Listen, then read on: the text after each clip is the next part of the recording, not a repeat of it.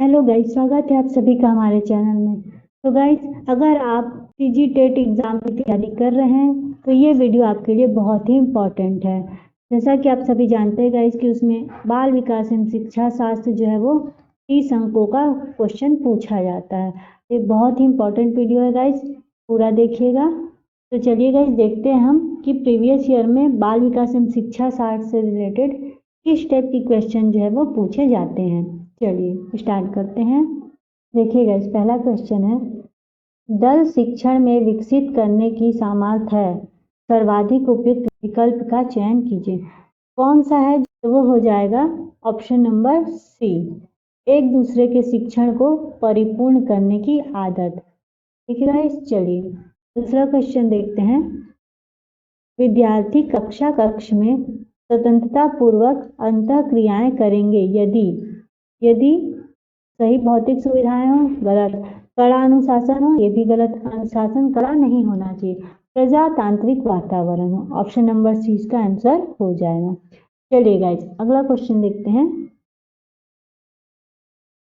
देखिए, अगला क्वेश्चन है, कार्य को आरंभ करने, जारी रखने और नियमित करने की प्रक्रिया को हम खाली स्थान कहेंगे। क्या कहेंगे? तो उसे हम अभिप्रेरणा कहते हैं। Option number B.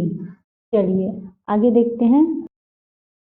देखिए, आंतरिक कक्ष कारक जो अधिगम को प्रभावित करता है। अधिगम मतलब सीखना। सीखने को क्या क्या चीजें हैं जो प्रभावित करती हैं? पहला तो रुचि, रुचि भी है जो प्रभावित करता है। अभिप्रेरणा, मोटिवेशन भी है जो सीखने को प्रभावित करता है। और मानसिक थकान, तो ये हो जाएगा उपरोक्त सभी। Option number D. चलिए अगला देखते हैं। देखिए, बाल्य अवस्था में सृजनात्मकता की अभिव्यक्ति किस स्वरूप में किया जा सकता है? कौन से स्वरूप में किया जाता है बाल्य अवस्था में? तो देखिए, नाटकीय खेल के द्वारा, ये भी है, रचनात्मक खेल के द्वारा और हास्य भाव के द्वारा। तो उपरोक्त सभी आ जाएगा। ठीक है गाइस, चलिए देखिए, बुद्धि के द्वितत्व सिद्धांत के अनुसार व्यक्ति की बुद्धि का विशिष्ट तत्व अथवा एस तत्व क्या है? तो देखिए, क्या होता है? जन्मजात होता है, अर्जित होता है, यह सभी बुद्धिमान व्यक्तियों में एक समान रूप से पाया जाता है। देखिए, सभी बुद्धिमान व्यक्तियों में एक समान रूप से तो नहीं पाया जाता, जन्मजात भी नहीं होता है, अर्जित किया जा सकता है। Option number B. ठीक है गाइस, चलिए अगला देखते हैं। देखिए, अगला है, बच्चों में पिछड़ेपन का कारण खाली स्थान हो सकता है। कौन कौन से कारण है जिससे बच्चे जो है वो पिछड़ सकते हैं? पहला दृष्टि दोष, दृष्टि दोष भी है, निर्धनता और दोषपूर्ण पाठ्यक्रम। ये जो हो जाएगा उपरोक्त सभी। ऑप्शन नंबर बी इसका आंसर हो जाएगा। चलिए आगे देखते हैं। देखिए, एक शिक्षक पाठ पढ़ाने से पहले बच्चों से प्रश्न पूछकर उनमें रुचि और जिज्ञासा उत्पन्न करता है। यहाँ किस नियम का उपयोग किया जा रहा है? कौन से नियम का उपयोग हो रहा है यहाँ पे? तो देखिए, हो जाएगा तत्परता का नियम। Option number C. देखिए, अगला है, चित्र पूर्णता परीक्षा एवं को ब्लॉक डिजाइन परीक्षा बालक के खाली स्थान को जानने के लिए उपयोग किया जाता है। किस चीज को जानने के लिए इसका उपयोग किया जाता है? तो है बालक की बुद्धि को जानने के लिए इसका उपयोग किया जाता है। Option number C. चलिए अगला है, वह योग्यता जिसके द्वारा नए संबंधों का ज्ञान होता है। इसकी उत्पत्ति में चिंतन के परंपरागत प्रतिमानों से हटकर असाधारण विचार उत्पन्न होते हैं, तो उसे कहा जाता है, क्या कहा जाता है उसे? देखिए, वो हो जाएगा सृजनात्मकता। ऑप्शन नंबर बी, सृजनात्मकता मतलब क्रिएटिविटी। चलिए अगला क्वेश्चन है, प्रकृति एवं पोषण संकेत करते हैं। तो देखिए, किस चीज का संकेत करते? आंतरिक एवं बाह्य वातावरण का, स्वभाव एवं चरित्र का, बाह्य लक्षण एवं स्वभाव का, या वंश क्रम एवं वातावरण का। देखिए, प्रकृति एवं पोषण जो संकेत करते हैं वो है वंश क्रम एवं वातावरण का। Option number D. चलिए आगे देखते हैं। देखिए, स्मृति स्तर पर प्राप्त तथ्यों एवं सूचनाओं के आधार पर नवीन नियम एवं सिद्धांतों को विकसित करना कहलाता है। क्या कहलाता है? सामान्यीकरण से कहते हैं। ठीक है, ऑप्शन नंबर ए।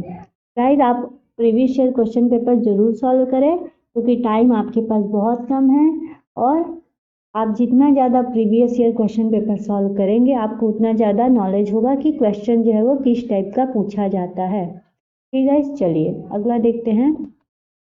एक बच्चा सौ एवं वाज तथा न्यूक्लियर एवं अनक्लियर में विभेद नहीं कर पाता, वह निम्न में से पीड़ित है।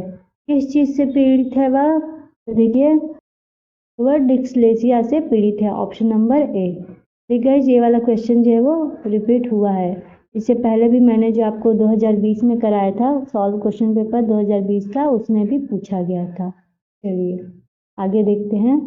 देखिए गाइस, अगला क्वेश्चन है, यदि कोई विद्यार्थी प्रश्न पत्र के किसी प्रश्न पत्र के संबंध में पूछताछ करना चाहता है तब देखिए अगर कोई विद्यार्थी जो है वो प्रश्न पत्र में किसी प्रश्न के संबंध में कुछ पूछना चाहता है तो आप क्या करेंगे? आप मुद्रण त्रुटि को स्पष्ट कर देंगे या आप संबंधित विषय शिक्षक को सूचित करेंगे जो उस सब्जेक्ट का शिक्षक है, या आप उसे तब तक प्रतीक्षा करने की सलाह देंगे जब तक त्रुटि सुधार निर्धारित न हो जाए, या आप उसे उग्र होकर कहेंगे कि जैसा समझ में आता है वैसा करे। तो देखिए गाइस, ये तो गलत है, उग्र होकर बात नहीं करनी है। ठीक है, तो ये हो जाएगा ऑप्शन नंबर सी। आप उसे तब तक प्रतीक्षा करने की सलाह देंगे जब तक कि त्रुटि सुधार निर्धारित ना हो जाए। ठीक है गाइस, चलिए गाइस आगे देखते हैं। देखिए, किसी विद्यार्थी के अवांछित व्यवहार को सुधारने के लिए सर्वाधिक प्रभावी विधि है। कौन सी विधि है जो किसी विद्यार्थी के अवांछित व्यवहार को सुधारने में काम आती है? देखिए, विद्यार्थी को दंडित करना तो बिल्कुल भी गलत है। उसके पालकों को सूचित करना कर सकते हैं पर ये उतना सही तरीका नहीं है।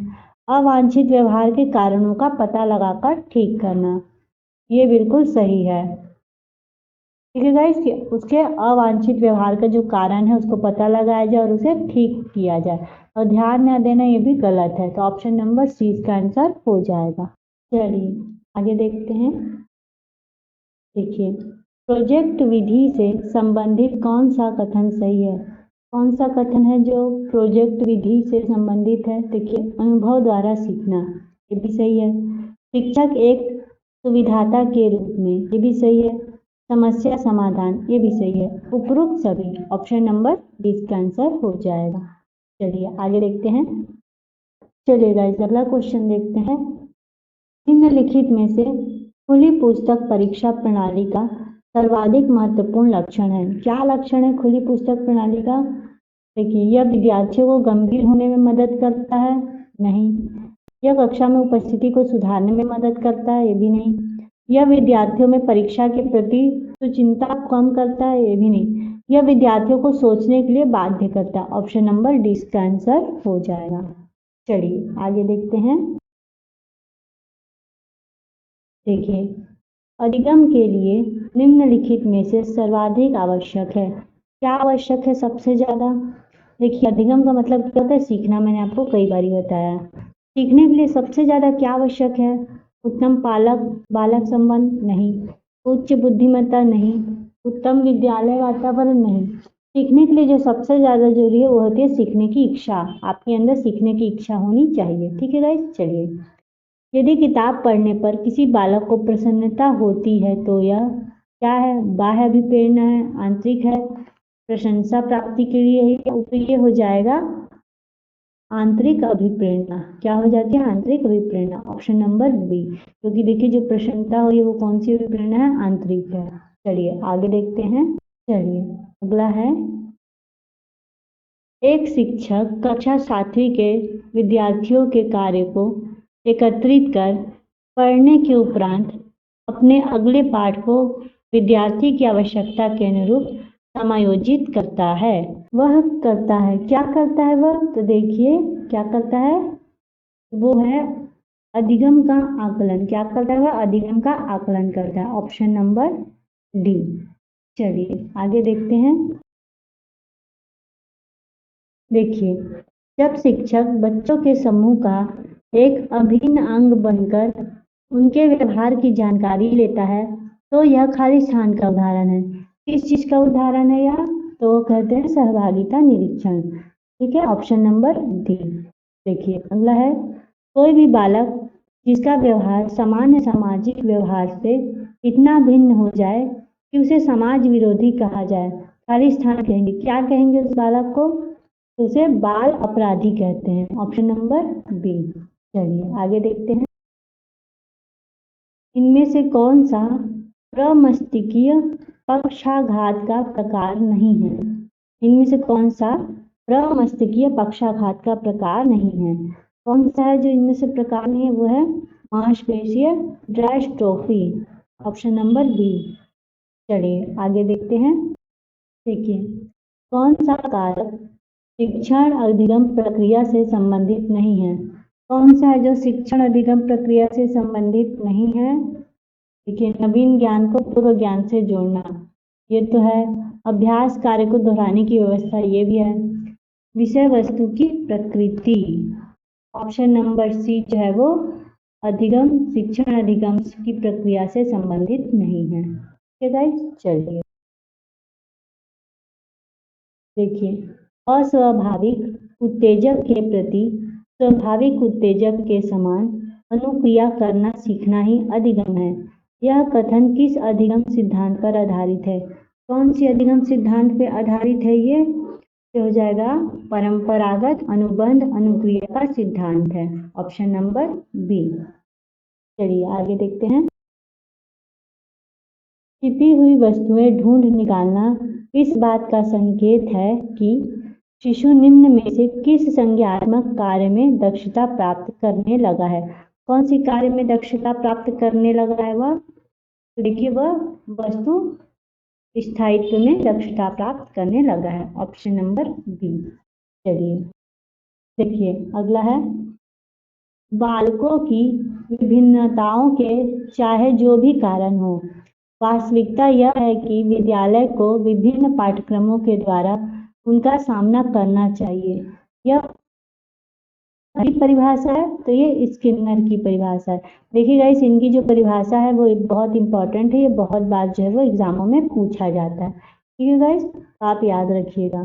चलिए, सीखने का अर्थ है, क्या अर्थ होता है सीखने का? सीखने का क्या अर्थ होता है? तो देखिए, आदतों का अर्जन करना, बिल्कुल सही। ज्ञान का अर्जन करना भी सही है।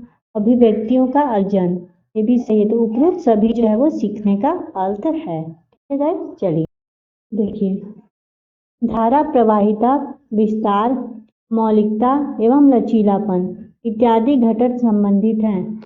किससे संबंधित है ये घटक?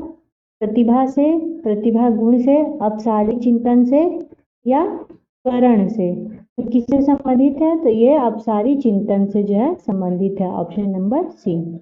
चलिए आखिरी क्वेश्चन है, निम्नलिखित में से मूल्यांकन को प्रदर्शित करता है। क्या प्रदर्शित करता है मूल्यांकन को? राम ने 200 में से 45 अंक प्राप्त किए, ये प्रदर्शित करता है। मूल्यांकन ही प्रदर्शित कर रहा है। मोहन ने अंग्रेजी में 38% अंक प्राप्त किए, भी सही है। श्याम ने अंतिम परीक्षा में प्रथम श्रेणी प्राप्त की, भी सही। तो उपरोक्त सभी जो है वो इसका आंसर हो जाएगा। ठीक है गाइस, सभी जो है वो मूल्यांकन को प्रदर्शित करते हैं। तो गाइस, ये जो 30 क्वेश्चन थे बाल विकास शिक्षा शास्त्र से संबंधित है। बहुत ही इंपॉर्टेंट टॉपिक है गाइस, याद रखिएगा। और क्वेश्चन जो है वो रिपीट होते हैं, तो आप प्रीवियस ईयर के जितने भी क्वेश्चन हैं आप उन्हें ज़रूर पढ़िए, इससे आपकी नॉलेज जो है वो मजबूत होगी। तो गाइस, हमारा ये वीडियो आज यहीं तक था। आपको हमारा वीडियो कैसा लगा हमें कमेंट करके ज़रूर बताएं, और अगला वीडियो आप किस टॉपिक पे देखना चाहेंगे आप हमें बता सकते हैं। तो गाइस, अगर आपको हमारा वीडियो पसंद आता है तो हमारे वीडियो को लाइक, चैनल को सब्सक्राइब जरूर करें और ज़्यादा से ज़्यादा लोगों तक इसे शेयर करें। तो फिर मिलेंगे हम अपने अगले वीडियो में, तब तक के लिए take care and keep learning.